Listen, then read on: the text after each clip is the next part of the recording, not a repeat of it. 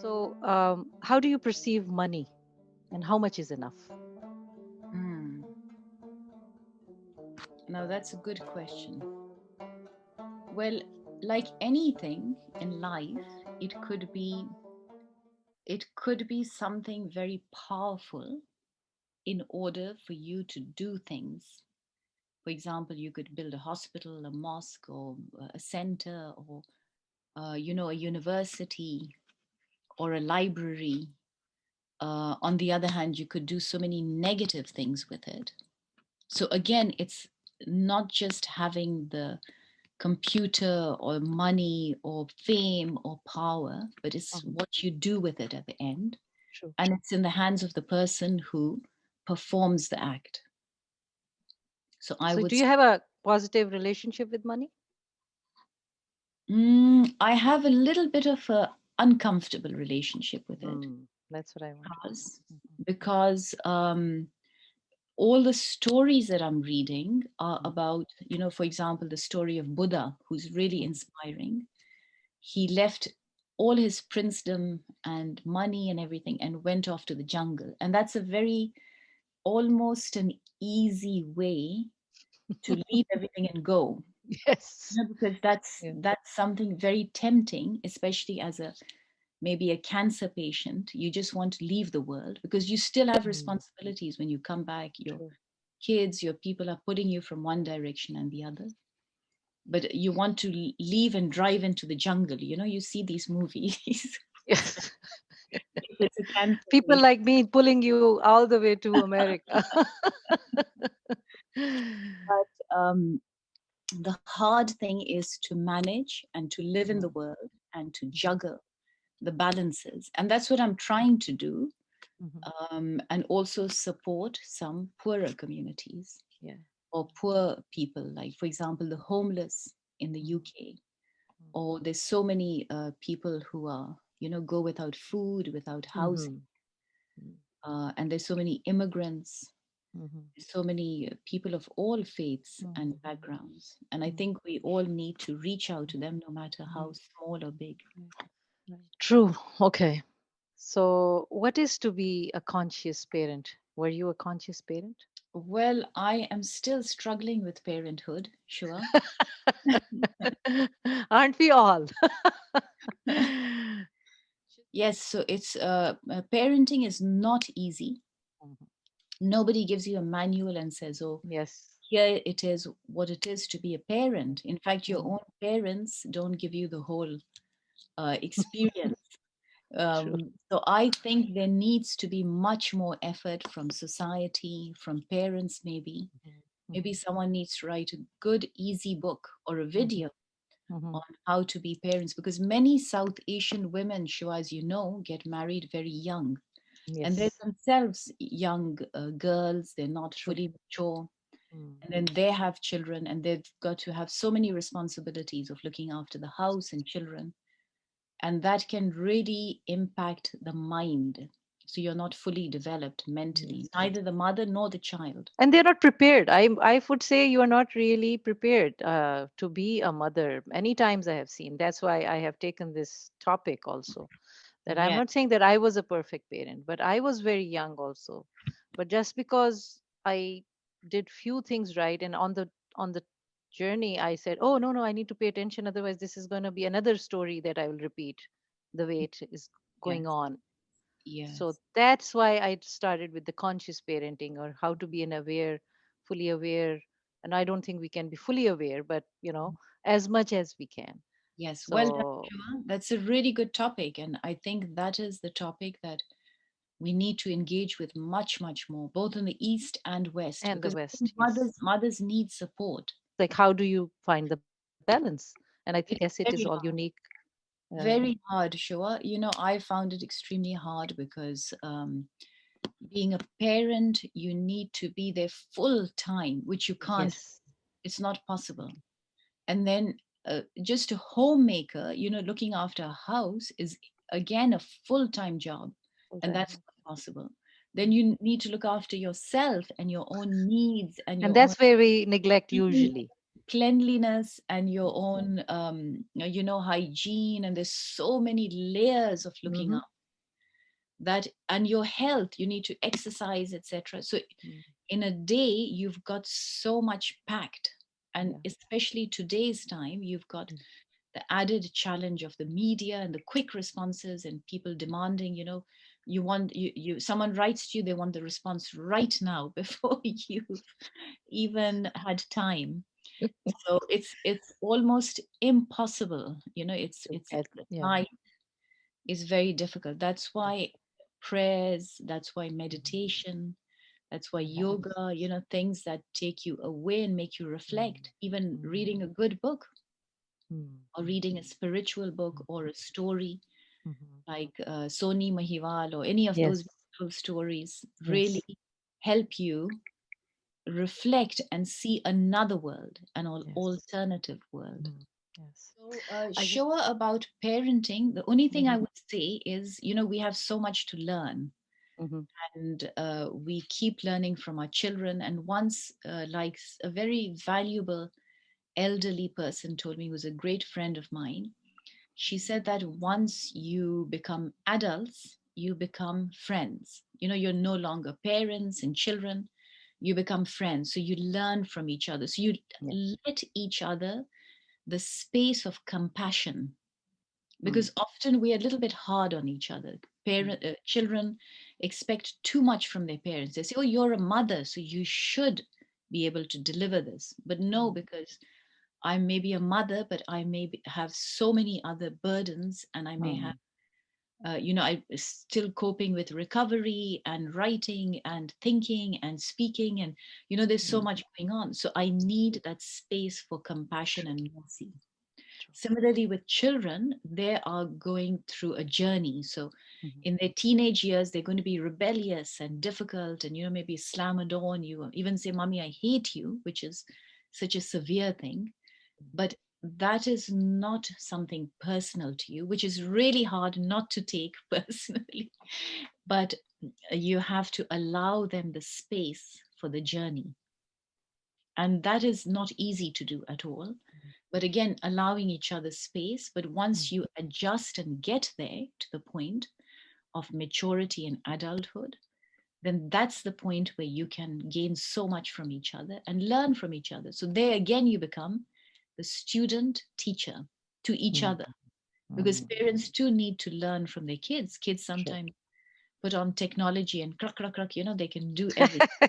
Yes. And That's true. parents also can teach so much wisdom, and they Yeah. say, oh, mere dada ke time mein, you know, Uh, their dad gave these words of wisdom.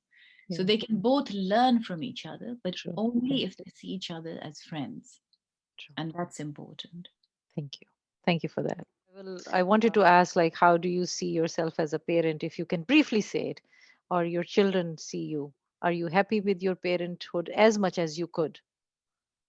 That's a Are you? very good question. I would like to do so much more as a parent.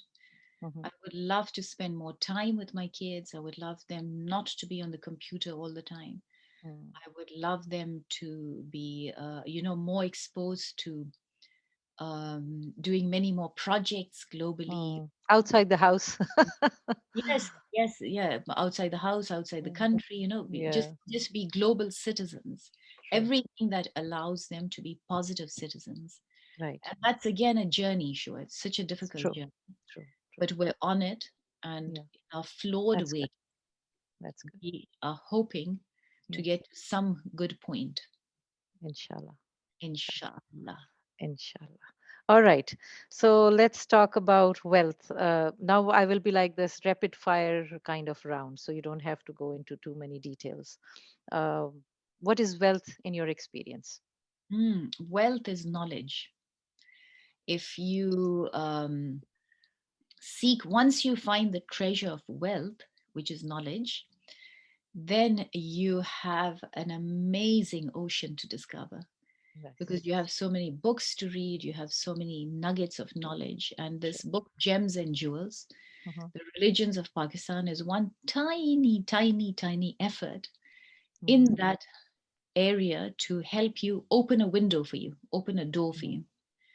So please do go and dive into it and discover. Sure, sure. What is the value of gratitude for you?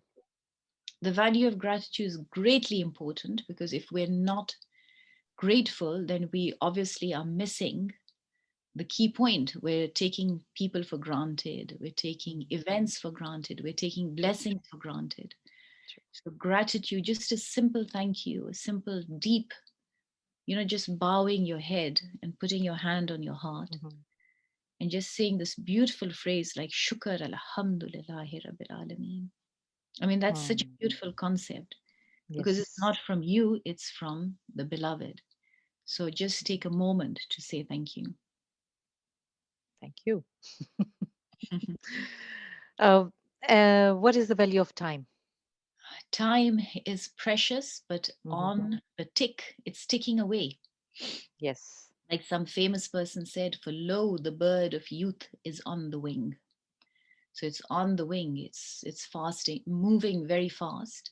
Hmm. We've got to make use of the moment. And again, that's another hard concept, not to live in the future, the anxiety of the future. Because Hmm. we have this doom concept. What will happen to me? Yeah. What will happen to the Mm. earth? What will happen to my this or that, or my kids, or whatever, or my whatever we have as human beings. And for the past, we have all these worries and build up of traumas. So we're always living in this dual trauma space. Mm. Mm. And all the wise people and the gurus keep telling us to live in the moment, live Mm. right now, enjoy this moment. I'm Yes. having a wonderful conversation with my new friend Shoa, who I deeply respect and Thank love. you. And this is the moment that I must enjoy and celebrate. Wonderful. I'm celebrating and I'm enjoying it. I would not want to end this conversation, but I know that in a couple of questions I have to. um, what is the purpose of your life? Ah, difficult one. People have been Yes. asking that since the beginning of time, Yes. from the Yes. Greeks Yes. to all the ancient Yes. philosophers to But contemporary. everybody is answering it differently, right? Everybody's answering it differently. Of course, So, what is Dr. Hoti going for, to say? uh, for people of faith, of Hmm. course, we believe that, we were made to worship the beloved, but the concept of worship is not just sitting on a prayer mat Hmm. and being selfish and saying, oh, here I'm just praying to, one being. It's worship means, how do you help your neighbors? How do you help the homeless? How do you feed the birds who are, starving, and you could drop a few crumbs of your sandwich after you're done?